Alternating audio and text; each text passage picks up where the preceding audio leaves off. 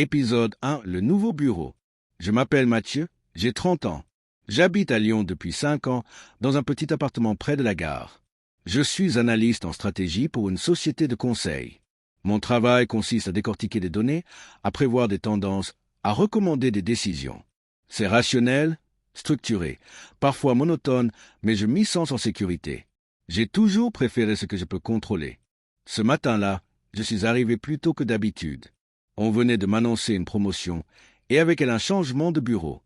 Rien de spectaculaire, juste quelques mètres plus loin, près du service communication. J'ai pris mes dossiers, mon ordinateur, quelques photos posées sur mon ancienne étagère et je me suis installé, discrètement.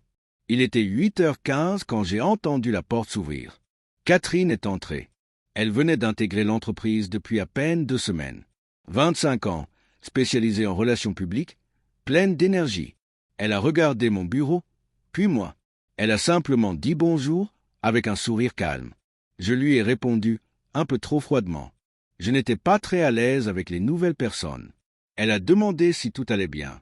J'ai répondu que oui, que c'était juste un changement de poste, un peu imprévu. Elle a hoché la tête, sans insister. Au fil de la matinée, je me suis plongé dans un rapport urgent. Vers 10h, elle est passée devant mon bureau et a déposé un café sans rien dire. Je l'ai regardée, surpris. Elle a ajouté très naturellement que dans ce service, on survit mieux à deux. Je n'ai rien trouvé à répondre. J'ai juste murmuré merci. Et j'ai repris mon travail, mais pour la première fois depuis longtemps, avec quelqu'un en tête. Plus tard, en réunion, elle a pris la parole. Son approche était totalement différente de la mienne. Là où je voyais des chiffres et des risques, elle percevait des histoires, des émotions. Ça m'a perturbé. En sortant, elle m'a dit que je paraissais toujours concentré, comme si rien ne pouvait me toucher. J'ai haussé les épaules. Elle a souri et m'a dit qu'elle attendait de voir le jour où quelque chose casserait cette façade.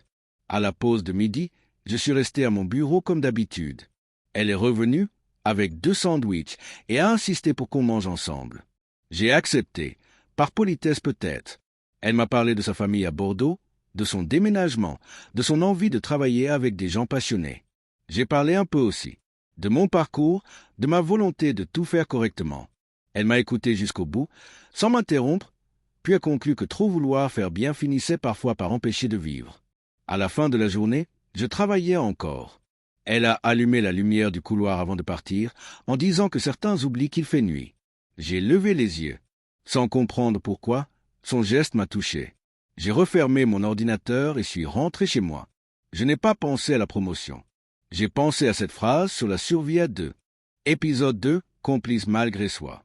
Le lendemain, je suis arrivé au bureau à la même heure. Catherine était déjà là. Elle relisait des notes dans la salle de réunion.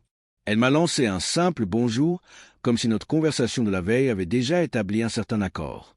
Je lui ai répondu, cette fois avec un ton plus naturel. À 9h, notre directeur nous a confié un projet délicat pour un client en pleine crise d'image. J'étais chargé de l'analyse stratégique, elle de la communication. Nous devions travailler ensemble, malgré des méthodes opposées. Dès les premières heures, nos divergences sont apparues. Je voulais établir un rapport clair, chiffré, basé sur des faits. Elle estimait qu'il fallait d'abord comprendre l'humain, les réactions possibles, les failles émotionnelles. À un moment, elle m'a dit que je construisais des murs quand elle essayait d'ouvrir des portes. Je lui ai répondu que les murs empêchaient les effondrements. Elle a haussé les sourcils, amusée plutôt qu'agacée. Vers 17h, après plusieurs heures de tension productive, nous avons réussi à établir un plan mixte. J'ai proposé une stratégie structurée. Elle y a intégré des éléments narratifs. J'ai dû admettre que son approche apportait quelque chose que je ne savais pas créer. Elle a remarqué et m'a répondu que parfois la logique avait besoin d'air pour respirer. Je n'ai rien dit, mais intérieurement, je sentais que le projet commençait à prendre une dimension différente. La journée s'est prolongée au-delà des horaires habituels. À 21h30, nous étions encore dans la salle de réunion, entourés de documents, de cafés vides et de post-it. Elle m'a demandé si je comptais rentrer un jour chez moi. J'ai répondu que j'aimais terminer ce que je commence.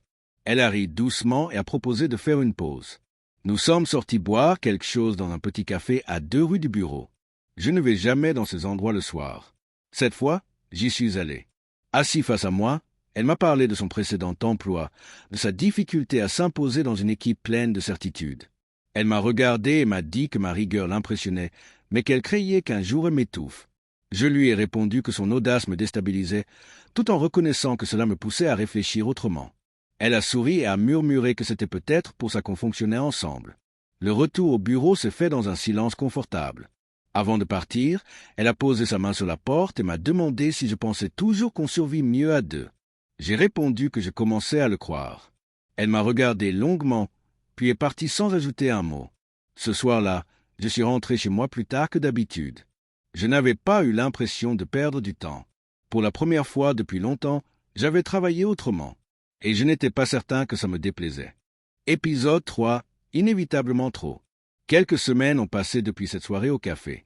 Le projet avançait, et notre collaboration s'était transformée en habitude. Sans qu'on l'ait réellement décidé, Catherine et moi avons commencé à nous voir en dehors du travail. D'abord pour parler du projet, ensuite pour parler de tout le reste. Un soir, après une réunion tardive, je lui ai proposé de rentrer à pied. Elle a accepté. Ce fut la première fois que je lui ai parlé de mes parents, de mon besoin constant de stabilité. Elle m'a confié, plus tard, avoir vu ce soir-là la partie de moi que je cachais soigneusement. Notre relation s'est installée naturellement. Nous avions des moments simples, presque inattendus. Elle passait parfois chez moi après le travail, apportant une bouteille de vin ou un plat improvisé.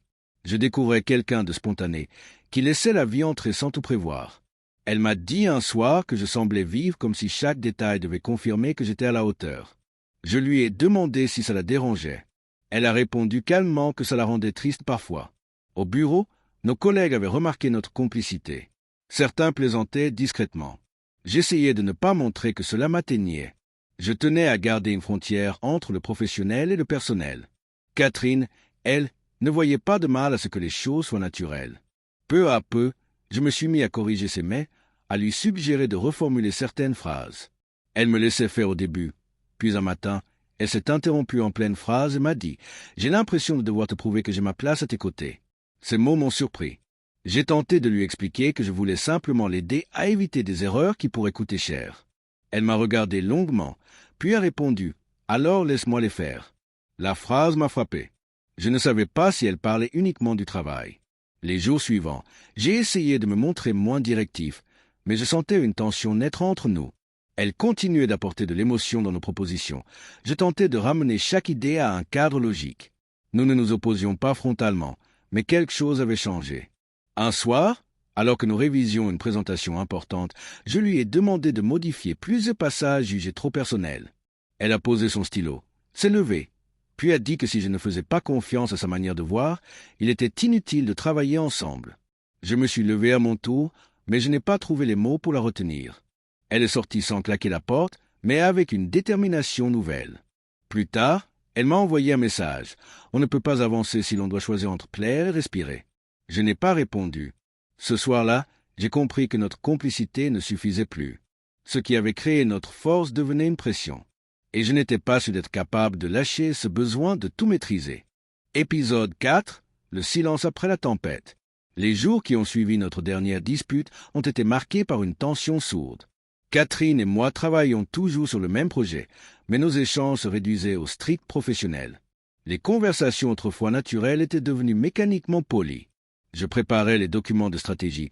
Elle s'occupait de la partie communication.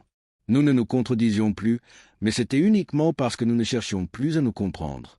Un mardi matin, lors d'une réunion avec la direction, une présentation importante a mal tourné.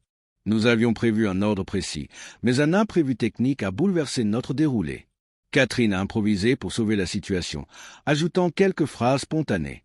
J'ai cru, en l'écoutant, qu'elle prenait un risque inutile. Après la réunion, je lui ai reproché d'avoir modifié notre plan. Elle m'a répondu que si elle ne réagissait pas, nous aurions tout perdu. J'ai rétorqué qu'une stratégie solide valait mieux qu'une réaction instinctive. Sa voix est restée calme, mais ses yeux disaient autre chose. Elle a conclu que je préférais avoir raison plutôt que faire avancer les choses. Le soir même, nous avons essayé de parler en dehors du bureau. Nous nous sommes retrouvés dans un petit bar près de son appartement. J'espérais apaiser la situation, mais la discussion a rapidement glissé. Elle m'a dit qu'elle se sentait constamment évaluée, comme si une erreur suffirait à me prouver qu'elle n'était pas faite pour ce travail, ni pour moi. J'ai voulu expliquer que je cherchais simplement à protéger nos résultats, mais mes mots semblaient renforcer ce qu'elle ressentait. Quand j'ai commencé à argumenter, elle m'a interrompu. Je suis épuisé. Pas en colère, juste fatigué. J'ai voulu répondre, mais elle a baissé les yeux, puis m'a demandé de ne pas insister. Elle est partie sans se retourner. Le lendemain, au bureau, elle est passée devant moi sans s'arrêter. Ce n'était ni froid ni agressif, simplement silencieux. Nous avons continué à travailler ensemble, mais avec une distance nouvelle. Ce n'était plus une tension nerveuse, mais une absence. Les collègues ont remarqué le changement et ont cessé leurs plaisanteries. Le projet a été finalisé sans éclat. Chacun dans son rôle, chacun dans son couloir. Quelques jours plus tard, j'ai tenté de lui écrire un long email. J'y expliquais mon approche, mes intentions, mon désir de comprendre. Je lui ai envoyé, persuadé que mes mots pourraient réparer quelque chose. Sa réponse est arrivée peu après. 2 mots, je suis épuisé. Je n'ai pas insisté. J'ai cessé d'aller la voir en dehors du travail, cessé de commenter ses idées. Nous avons terminé la mission dans un silence maîtrisé. Pas de conflit, pas de reproche direct. Simplement une rupture de notre façon de nous associer. Le soir de la validation finale du projet, elle a quitté le bureau sans dire au revoir. Je suis resté quelques minutes devant la fenêtre, puis j'ai fermé mon ordinateur. J'ai réalisé que nous n'avions pas perdu à cause d'un désaccord, mais parce que nous avions cessé de nous écouter. Ce fut la première fois depuis longtemps que je suis rentré chez moi sans penser au lendemain. Et la première fois que le silence me semblait plus lourd que l'échec. Épisode 5, je rangeais mes affaires. Quelques semaines après la fin du projet, j'ai pris la décision de quitter l'entreprise. Ce n'était pas une réaction impulsive. J'avais simplement compris que je ne pouvais plus continuer ainsi, ni professionnellement, ni personnellement. Le jour de mon départ, je suis arrivé tôt au bureau. Le couloir était encore silencieux. J'ai ouvert la porte une dernière fois, posé ma veste sur le dossier de ma chaise et j'ai commencé à ranger mes affaires dans une boîte en carton. Quelques dossiers, un stylo que j'utilisais depuis des années, une photo prise lors d'un séminaire. Rien de très visible, mais chaque objet avait accompagné mes journées. Il était un peu plus de 19 heures. Le bureau se vidait lentement.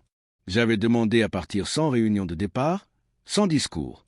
Je ne voulais pas de commentaires ni d'explications. Je refermais un tiroir quand j'ai entendu des pas. Catherine est entrée, sans frapper. Elle portait son manteau, prête à partir. Elle a observé la boîte, puis m'a regardé. Son expression était calme, presque douce. Elle n'a fait aucun reproche. Elle s'est approchée lentement. J'ai posé le classeur que je tenais. Elle a dit simplement « C'est donc vrai ?» Je lui ai répondu que oui, que c'était mon dernier jour. Elle a pris une inspiration avant de poursuivre. Sa voix n'était ni triste ni neutre, juste posée. « C'est grâce à toi que j'ai tenu si longtemps. » J'ai relevé la tête. Le silence a occupé tout l'espace. Je n'ai pas demandé pourquoi. Elle a ajouté « Tu m'as poussé à me dépasser, mais je n'étais pas prête à aller si vite. » Je n'ai pas cherché à me justifier. J'ai seulement répondu doucement « Moi non plus. » Elle a esquissé un léger sourire. Pas celui des premiers jours, un autre, plus lucide. Elle a dit que ce que nous avions vécu avait compté, même si cela n'avait pas tenu. Elle ne parlait pas d'amour ou de projet, mais de ce que nous avions appris l'un de l'autre. J'ai hoché la tête en silence. Elle a pris un dossier sur mon bureau et l'a reposé dans la boîte, comme pour m'aider à terminer. Puis elle a reculé. Avant de sortir, elle a dit qu'elle espérait que je trouverais un endroit où je n'aurais plus besoin de tout maîtriser. Je lui ai souhaité de continuer à avancer à son rythme, sans chercher à prouver quoi que ce soit. Elle a murmuré merci, puis a quitté la pièce sans se retourner. Je suis resté seul encore quelques minutes. J'ai fermé la fenêtre, éteint la lumière, puis j'ai pris la boîte dans mes bras. En traversant le couloir, j'ai croisé quelques collègues qui m'ont salué